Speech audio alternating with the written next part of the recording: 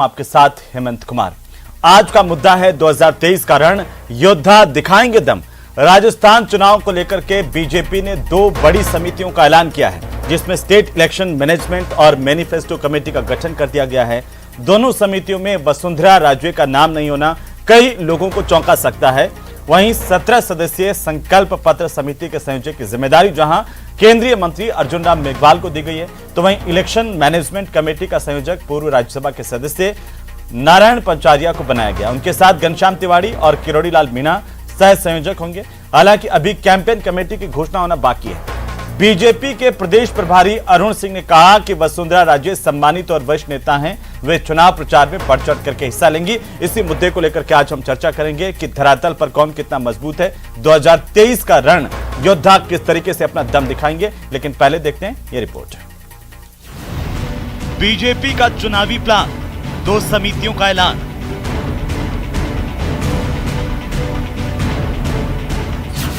चुनाव प्रबंधन और संकल्प पत्र समिति की घोषणा।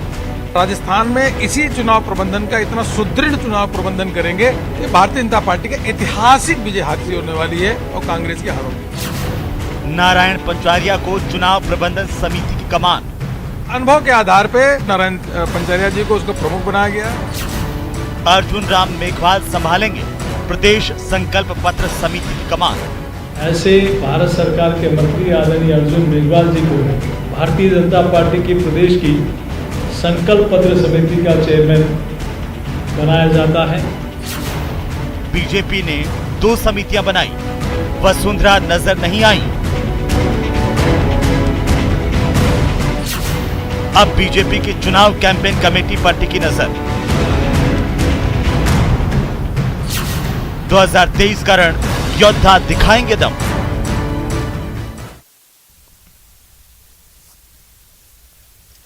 तो 2023 के रण को लेकर के बिसात पूरी तरह से बिछ चुकी है। भारतीय जनता पार्टी खासतौर पर अपनी संगठनात्मक जो तैयारी है वो पूरी कर चुकी है।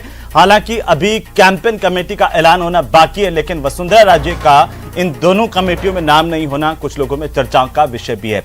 आखिरकार इसे किस तरीके से देखा जाए और क्या ये कमेटियां भारतीय जनता पार्टी को और जो चुनावी रणनीति है बीजेपी की, वो बीजेपी को जीत दिलाएगी, ये सबसे महत्वपूर्ण सवाल। और इसी को लेकर के आज हम चर्चा करेंगे। हमारे साथ एक खास पैनल जुड़ चुका है। सबसे पहले मैं परिचय करवा दूं आपके साथ। हमारे साथ इस वक्त पंकज मीणा भारतीय जनता पार्टी के प्रवक्ता हैं, और आर तिवारी हमारे साथ हैं, जिला अध्यक्ष हैं जयपुर शहर कांग्रेस के। महेश शर्मा हमारे साथ हैं वरिष्ठ पत्रकार के तौर पर, और निरंजन पोद्दार हमारे साथ हैं राजनीतिक विश्लेषक के तौर पर। आप सभी का बहुत स्वागत है। निरंजन पोद्दार साहब, शुरुआत आपके कमेंट के साथ, आपकी टिप्पणी के साथ करना चाहता हूं। कैसे देखा जाए, क्या संकेत है, क्या चीजें ध्यान में रखी गई, दो कमेटियों का ऐलान आप कैसे देख पा रहे हैं? देखिए हेमंत जी, मेरा ये मानना है कि जो राजस्थान विधानसभा के जो चुनाव की अब रणभेरी बजी है, इसके अंदर जो सबसे महत्वपूर्ण जो कमेटी होती है वो होती है चुनाव प्रचार कमेटी। और मेरे को ऐसा लगता है कि भारतीय जनता पार्टी ने जिस तरीके से वसुंधरा जी को अभी बचा के रखा है, ये कहीं ना कहीं इनको चुनाव प्रचार की कमान वसुंधरा जी के हाथ में दे करके और कहीं ना कहीं चुनाव को उठाने का प्रयास किया जाएगा। और इसी वजह से अभी कहीं ना कहीं ये जिस तरीके से ये इन्होंने अर्जुन राम मेघवाल जी को यहाँ मैनिफेस्टो कमेटी का अध्यक्ष बनाया, और जो चुनाव दूसरी जो कमेटी है उसके अंदर जिस तरीके से इन्होंने एडजस्टमेंट किया है, कहीं ना कहीं ये अपने कील कांटे और ये अपना जिस तरीके से अपना चुनाव मैनेजमेंट कर रहे हैं। और भारतीय जनता पार्टी की यही खूबी आपको हर एक प्रदेश के अंदर नजर आएगी कि जिस तरीके से ये नीचे से चुनाव लेके चलते हैं, और आगे जैसे जैसे जैसे जैसे चुनाव का समय आता है वैसे वैसे इनका जो पूरा का पूरा नेटवर्क, जिसको कहते हैं कि बूथ जो पन्ना प्रमुख है, वहां से लेकर के उसके बाद में जिला से लेकर के और प्रदेश से लेकर के उसके बाद में केंद्रीय नेतृत्व जिस तरीके से कमान संभालता है और चुनाव के अंदर एक अत्यधिक गर्मी उत्पन्न होती है, कहीं ना कहीं भारतीय जनता पार्टी की जो राजनीतिक शैली पिछले 7-8 वर्षों के अंदर, 8-9 वर्षों के अंदर वर्तमान नेतृत्व ने जो तय की है, मेरे को ऐसा लगता है कि इनकी कहीं ना कहीं यही रणनीति है और इसी के अंदर ये आगे जाकर के अपनी इस रणनीति के हिसाब से आगे बढ़ेंगे। ठीक है महेश जी, आप कैसे देख पा रहे हैं वरिष्ठ पत्रकार के तौर पर, फिर मैं राजनीतिक टिप्पणियां लूंगा जी। देखिए, जहां तक सवाल है अगर चुनाव समिति का जो है, चुनाव अभियान समिति का जो अभी पद वो उसकी घोषणा नहीं की है, संभवतः उसमें वसुंधरा राजे ले ली जाए। और हो सकता है कि चूंकि वो एक राज्य स्तर की बीजेपी की बड़ी लीडर हैं और उसी तरह का इनका कद है जिस तरह से कांग्रेस में आज राजस्थान कांग्रेस में अशोक गहलोत का है। तो उनको मैं जहां तक समझ रहा हूं, अगर जो दूरदर्शी जो नेता हैं या इनकी कार्यकारिणी, वो उसमें कहीं ना कहीं मतलब क्या कहते हैं ना, इसको इस फैक्ट को वो कंसिडर करेंगे। अब रहा सवाल जो दोनों कमेटियां बनी हैं उनमें अधिकांश मतलब क्या कहते हैं ना, जिन लोगों को शामिल किया गया है, चाहे संकल्प कमेटी हो, चाहे मतलब आपकी जो दूसरी कमेटी है जी, जो चुनाव प्रबंधन समिति, हाँ, चुनाव प्रबंधन समिति जो है उसमें भी मतलब ऐसे हैं कि वो संगठन को मजबूती देने वाले हैं और इसमें गोलनी। अब प्रतीक्षा ये करनी है कि अब चुनाव समिति में वसुंधरा राजे का क्या भूमिका में उनका नाम अनाउंस होता है, ये उस पर काफी निर्भर करता है। अगर इस पक्ष को इग्नोर किया तो थोड़ा सी मतलब बीजेपी के लिए मुश्किलें हो सकती है 2023 में, आप ये कहना चाह रहे हैं महेश जी। मैं आता हूं आपके पास वापस से। आर तिवारी हमारे साथ हैं, जिला अध्यक्ष हैं कांग्रेस पार्टी के। तिवारी साहब, बीजेपी ये कहा जा रहा है कि बीजेपी तमाम तैयारियां पूरी कर चुकी हैं, समितियों का ऐलान भी हो गया है और अब एक कैंपेन कमेटी बची है, उसका ऐलान भी जल्द हो जाएगा। इस लिहाज से देखा जाए तो अभी पोद्दार साहब कह रहे थे कि भारतीय जनता पार्टी नीचे से पूरा चुनाव उठाती है और बूथ मैनेजमेंट से लगा करके तमाम चीजें उसी तरीके से वो अंजाम देती है जिस रास्ते पर चल रही हैं, और निगाहें तो सीधी 156 पार की हैं। हेमंत, वैसे तो हमें भारतीय जनता पार्टी की इन कमेटियों के बारे में बोलने का कोई अधिकार नहीं है जी, लेकिन अभी जो पत्रकार जो कह रहे थे पोद्दार जी, मेरे ख्याल में पोद्दार जी को भारतीय जनता पार्टी के बारे में ज्यादा जानकारी है। और हेमंत, दुर्भाग्य की बात है कि भारतीय जनता पार्टी आज देश में है ही नहीं। 2014 में भारतीय जनता पार्टी ने नारा दिया था कांग्रेस मुक्त भारत, लेकिन मैं दावे के साथ कहता हूं, पंकज भाई मेरे साथ में बैठे हैं, आज भारतीय जनता पार्टी मुक्त देश हो चुका है। आज तो केवल मोदी है, मोदी के नाम पर आप कहीं भी अर्जुन मेघवाल को फिट कर दो, आप पंचारिया जी को फिट कर दो। मोदी पन्ना प्रमुख भी मोदी जी हैं, राष्ट्र प्रमुख भी मोदी जी हैं, निगम के चुनाव में भी मोदी जी हैं। तो यहाँ ये जो भी कुछ आज मेघवाल जी को बना दिया, बहुत अच्छी बात है। सवाल है कि भारतीय जनता पार्टी की राष्ट्रीय नेता वो राज्य स्तरीय नेता नहीं है। वसुंधरा राजे कद्दावर नेता है जो 2 बार राजस्थान की मुख्यमंत्री बनी। आज उनका नाम और उनके समर्थकों का नाम चुन चुन करके इन दोनों कमेटियों से निकाल दिया गया। और वहां राजस्थान में आज हमने पूरे 25 लोकसभा की सीट पर हमारे दिल्ली से आए हुए पर्यवेक्षकों ने शांति से बैठ करके बात की। हमारे यहाँ चुनाव की रणभूमि, हमारा रणभेरी बच चुकी है। हमारे उम्मीदवारों से बात करिए, भावी जो उम्मीदवार उनसे बातचीत करिए। तो कांग्रेस में आज भी आंतरिक लोकतंत्र है। भारतीय जनता पार्टी का नाम लेना बंद करो। अब तो ये देश में मोदी पार्टी बन गई है।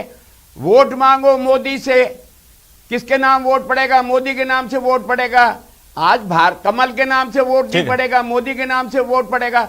तो केवल मोदी पार्टी रह गई है। और ये जो भी कोई परीक्षण करें, लेकिन राजस्थान के लेकिन एक तरजीह तो दी गई है ना कि राजस्थान का जननायक अशोक गहलोत, नहीं एक तरजीह तो दी गई है ना तिवारी साहब कि देखिए, एक मध्यम ब्राह्मण परिवार से आने वाले व्यक्ति को, जो नीचे से उठा हुआ कार्यकर्ता है, उसको एक कमान सौंपी गई है। दूसरा, एक दलित वर्ग से आने वाले व्यक्ति को कमान सौंपी गई है। ये आप देख रहे हैं, दिखाने के दांत भारतीय जनता पार्टी के ओर है, खाने के दांत भारतीय जनता पार्टी के ओर है। मैं कह रहा हूं, जेपी नड्डा जी जो खुद राष्ट्रीय अध्यक्ष हैं, क्या वो अपने हिमाचल की हार को बचा पाए थे? ठीक है, मैं आता हूं आपके पास वापस। एक कमेंट आपका हो गया है, वापस आता हूं, दूसरे दौर में आपकी पूरी बात सुनेंगे। पंकज मीणा जी, 2 कमेटियों का आज ऐलान हुआ। कुछ लोग पूछ रहे हैं वसुंधरा राजे का नाम नहीं है, लेकिन मैं तो आपसे ये पूछना चाहता हूं कि क्या क्राइटेरिया रखा गया, किस तरीके से आला कमान ने और जो राष्ट्रीय नेतृत्व है उन्होंने जिम्मेदारी सौंपी है, क्या जाति के आधार पर, धर्म के आधार पर, क्षेत्र के आधार पर या एक कर्मठ कार्यकर्ता के आधार पर, क्या आधार रखा गया इन कमेटियों में? हेमंत, भारतीय जनता पार्टी एक कैडर बेस्ड पार्टी है और कैडर बेस्ड पार्टी होने के साथ में भारतीय जनता पार्टी की विशिष्ट शैली है काम करने की, जो है कि प्रबंधन। भारतीय जनता पार्टी हर छोटे से बड़े काम को लेके प्रबंधन में बड़ी मुस्तैद होती है।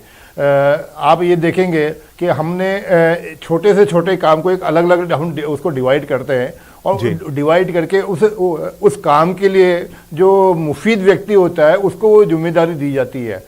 तो आज जैसे जिस प्रकार की 2 कमेटियां बनी हैं, एक तो संकल्प पत्र समिति है जिसको आप घोषणा पत्र समिति या मैनिफेस्टो कमेटी बोल सकते हैं, तो उसके अंदर वो सारे लोग हैं जिनको मैनिफेस्टो बनाने की जिम्मेदारी दी गई है। और जो मैनिफेस्टो बनाने की जिम्मेदारी दी गई है अगर आप उसको देखेंगे तो वो समाज के हर वर्ग से, हर उम्र के और हर लिंग के लैंगिक समानता भी उसके अंदर देखी गई। ऐसे सभी लोगों को इसका अंदर समावेश किया गया है कि जिससे राजस्थान के उत्थान के लिए आने वाले 5 साल जब भारतीय जनता पार्टी शासन करेगा तो अच्छे से हम क्या क्या काम कर सकें, ये जनता के बीच में हम हमारे संकल्प पत्र के माध्यम से ले जाना चाहते हैं। और उसके लिए अर्जुन राम जी मेघवाल उसको हेड कर रहे हैं। दूसरी का हमारी जो कमेटी बनी है जिसके हेड जिसके प्रमुख हमारे नारायण पंचारिया जी को बनाया है, ये चुनाव प्रबंधन कमेटी है। चुनाव लड़ना एक अलग विषय होता है, पर चुनाव का प्रबंधन अपने आप में बहुत महत्वपूर्ण होता है।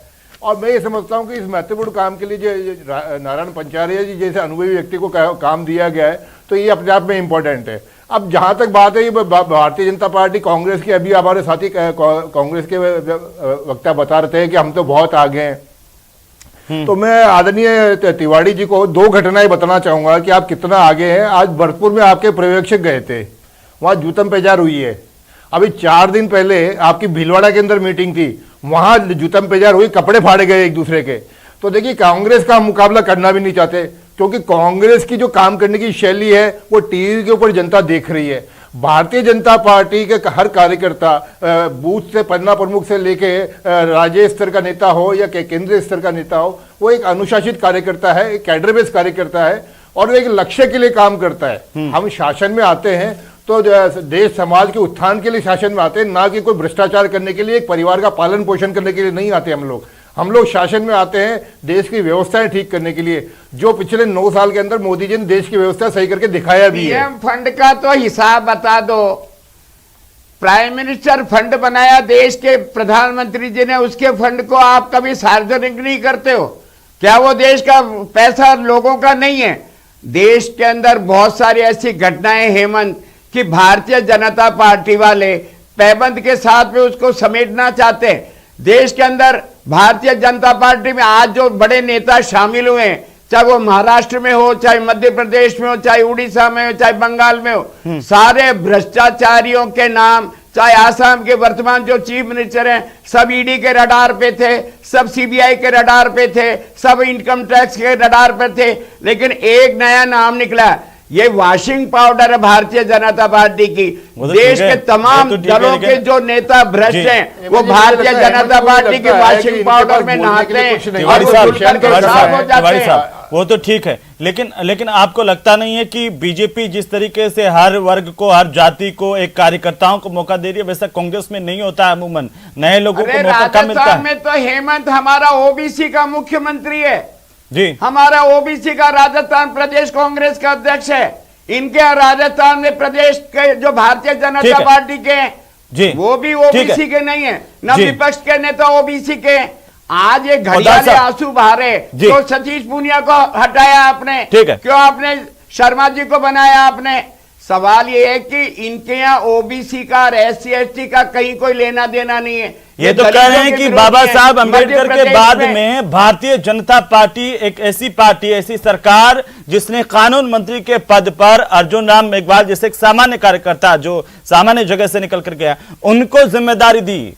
ये आज प्रदेशाध्यक्ष के बयान में था। हेमंत, देश का इतिहास बोल रहा है। तिवारी जी एक चीज और बता दें, तिवारी जी आपसे एक प्रश्न है, हमारे तिवारी जी आपसे एक प्रश्न है, बिल्कुल मैं आपकी पार्टी के बारे में आपसे पूछना चाहता हूँ। भीमराव अम्बेडकर, तिवारी जी मैं आपसे एक प्रश्न आपकी जी भाषा में पूछना चाहता हूँ। आपसे एक प्रश्न मध्य पूछना चाहता हूँ, प्रदेश में तिवारी जी एक सुन दलित लीजिए, युवक को तिवारी जी सुन लीजिए, तिवारी जी सवाल पूछना चाह रहे हैं आपसे। पंकज जी आपसे एक सवाल करना चाहते हैं तिवारी जी। तिवारी जी आप सुन तो लीजिए के सवाल आपने एक एमबीसी के जो अध्यक्ष थे सचिन पायलट जी, उनको क्यों लात मार के आपने हटाया, और क्यों आपका अरे सुनिए सही, प्रश्न तो मेरा पूरा सुन लीजिए। अभी आप कह रहे थे ना कि आप कई साल के हमारा ये, तो आपने सचिन पायलट को, एक गुर्जर समाज के व्यक्ति को क्यों आपने हटाया? दूसरी बात, पूरे राजस्थान में जितने जगह होर्डिंग लगे हुए हैं, क्यों अशोक गहलोत जी के लगे हुए हैं? क्यों प्रदेश अध्यक्ष में फोटो क्यों नहीं है? प्रदेश अध्यक्ष की भी उसमें राहुल गांधी जी की फोटो क्यों नहीं है? उसमें सोनिया गांधी जी की फोटो क्यों नहीं है? ये सवाल केवल अशोक गहलोत के चेहरे वो के नाम आपसे पे पूछेंगे, आप पूर्व मुख्यमंत्री का काम क्यों नहीं गिरा रहे हैं? जनता के बीच में से प्रधानमंत्री काम को ही लेकर क्यों जा रहे हैं? चलिए मैं आता हूं दोनों के पास में, आता हूं पोद्दार साहब, ये क्या संकेत है? एक कमेटी जिसका प्रमुख बनाया गया है संकल्प पत्र कमेटी, अर्जुन राम मेघवाल को दलित समाज से आते हैं, दूसरा नारायण पंचारिया उनको प्रमुख बनाया गया है, चुनाव प्रबंधन समिति की जिम्मेदारी दी गई है। क्या संकेत है बीजेपी के? ये कैसे देख रहे हैं आप इसे? देखिए हेमंत जी, निश्चित रूप से भारतीय जनता पार्टी अपना जो सामाजिक समीकरण है उसको भी साथ साथ साधना चाहती है। अब यहाँ पे देखिए थोड़ा सा, अभी अगर मैं बात करूं यहाँ पे विश्लेषण की, तो देखिए हेमंत जी, जिस तरीके से अभी कांग्रेस के विद्वान प्रवक्ता कह रहे थे कि भाई भारतीय जनता पार्टी कहां बची है, एक अकेले नरेंद्र मोदी जी के नाम पे खाली वोट मिलता है, नरेंद्र मोदी जी ही सर्वे सर्वा है, तो देखिए ऐसा है, आप इसको लाइबिलिटी के रूप में पेश कर रहे हैं, जबकि ये भारतीय जनता पार्टी की एसेट मानी जाती है। कि जिस तरीके से कहते हैं कि एक पिच हिटर जब आकर के और मैच के ऊपर जब हिटिंग करना चालू करता है तो मैच का रुख बदल जाता है। और जिस तरीके से भारतीय जनता पार्टी, और मैं कांग्रेस की बात करूं हेमंत जी, तो कांग्रेस के अंदर एक समय हुआ करता था जिसको बोलते थे सेवा दल। आज कहीं मुझे कांग्रेस के अंदर वो सेवा दल कहीं सक्रिय नजर नहीं आता, जबकि भारतीय जनता पार्टी का कैडर भी अनुशासित रूप से समाज के बीच में रहता है। और साथ में भारतीय जनता पार्टी की एक और विशेषता जिसको कहते हैं संघ, जो अपने घर से रोटी खा के जाता है, अपना किराया लगाता है, और आप ये मान के चलिए ना कहीं छपने की उसको है, ना कहीं उसको दिखने की है, ना उसको कोई पद चाहिए, ना उसको कोई लालच चाहिए। महेश जी, ये जो समितियां आप देख पा रहे हैं, पूरा चेहरा, पूरी तस्वीर संगठन की बीजेपी की अब आपके सामने करीब करीब क्लियर हो गई है। महेश जी, एक वरिष्ठ पत्रकार के तौर पर मेरा सवाल इतना सा है, आपने इतने सारे चुनाव देखे हैं, क्या इन चेहरों में आपको विनिंग रणनीति के चेहरे दिखाई देते हैं बीजेपी के लिए?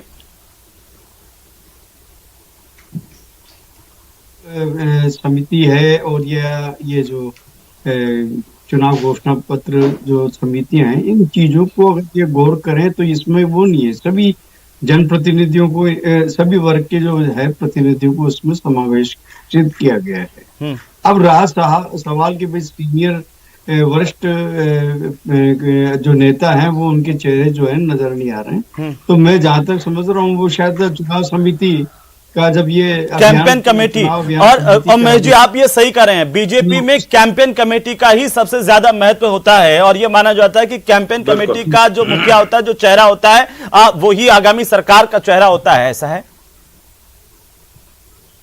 अभी उसका इंतजार करना है, वो उसमें क्या इस रणनीति, उससे मालूम पड़ जाएगा कि मतलब भाजपा की रणनीति क्या है, किस तरह से वो चुनाव, क्योंकि कोई भी पक्ष को इस समय इतना मामला संवेदनशील होता है कि चुनाव में हर पहलू पर मतदाता भी गौर करता है, वो सब देखता है, और उसने हर पहलू का ध्यान रखा है कि उसमें कहीं किसी राजनीतिक दल में कहीं गुटबाजी तो नहीं है, समन्वय का अभाव भी है।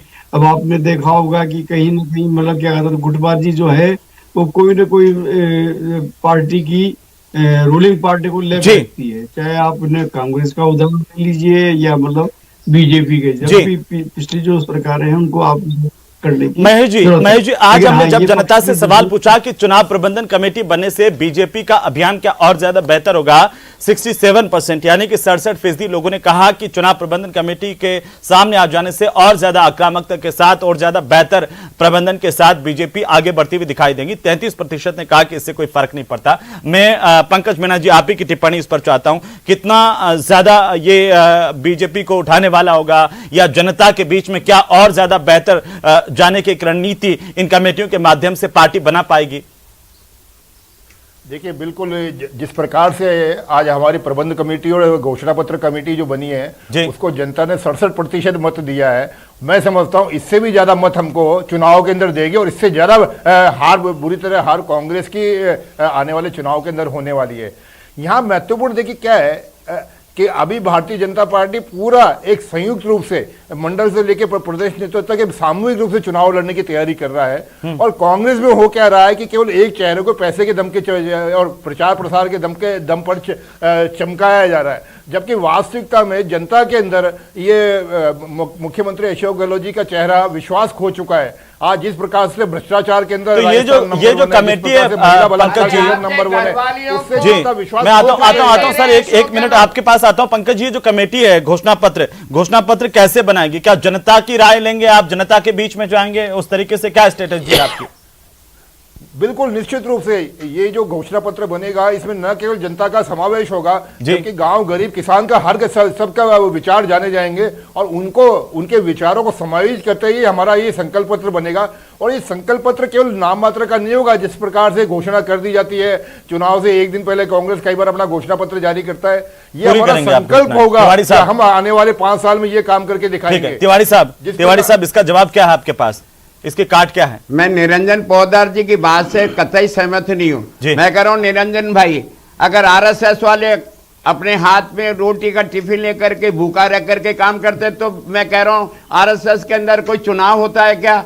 वहां कोई दलित को या ओबीसी को कोई मौका मिलता है क्या? मेरे को इतिहास में बता दो, या तो कोई ओबीसी का संचालक बनाया हो, केवल सवर्णों के अलावा वहां दलितों का प्रवेश ही नहीं है। सबसे ज्यादा पूरे जिस भारतीय जनता पार्टी की पैदाइश कमल का फूल पैदा होता है आरएसएस से, आरएसएस में आंतरिक लोकतंत्र नहीं है। आपके किस बात पूरा देश जानता है आजादी से आज भारतीय जनता पार्टी के प्रधानमंत्री को राजस्थान में जो टुकड़े टुकड़े भारतीय जनता पार्टी में बनी हुई है, देश के प्रधानमंत्री जी को 8 महीने में हर महीने आकर के यहाँ दौरा करना पड़ता है। देश के भारतीय जनता पार्टी के अध्यक्ष को यहाँ आकर के दौरा करना पड़ता है, अमित शाह को यहाँ आकर के दोनों पार्टियां अपने अपने तरीके से देखिए चुनाव में जाने की तैयारी कर रही हैं, तो जाहिर सी बातें हैं कि ये कमेटियां, लेकिन अभी भी नजर जो है बीजेपी में, चूंकि हम लगातार इस बात को लेकर के बात कर रहे थे कि कैंपेन कमेटी पर सबकी नजर है, उसका प्रमुख कौन होता है, क्या होता है, वो देखने वाली बात होगी। और महेश जी, जिस तरीके से आप बता रहे थे कांग्रेस में इन कमेटियों का महत्व नहीं, लेकिन बीजेपी में बड़ा महत्व है इन कमेटियों का। इन कमेटियों में आगे कौन चेहरा होगा कैंपेन कमेटी का, उस पर सबकी नजर है। फिलहाल बहुत शुक्रिया हमारे साथ चर्चा में शामिल होने के लिए और चर्चा करने के लिए। पंकज जी आपका, आर तिवारी साहब आपका भी, और साथ ही साथ महेश शर्मा जी आप हमारे साथ जुड़े, आपका भी शुक्रिया, और पोद्दार साहब आपका भी शुक्रिया। कुल मिलाकर के अब निगाहें बीजेपी के भीतर कैंपेन कमेटी पर हैं कि कैंपेन कमेटी की जिम्मेदारी किसे दी जाती है। लेकिन बीजेपी कांग्रेस दोनों अपने अपने तरीके से संगठन को भी सुदृढ़ करने की कोशिश कर रहे हैं, रणनीति को भी सुदृढ़ करने की कोशिश कर रहे हैं, लेकिन आखिरी मुहर जनता लगाएगी।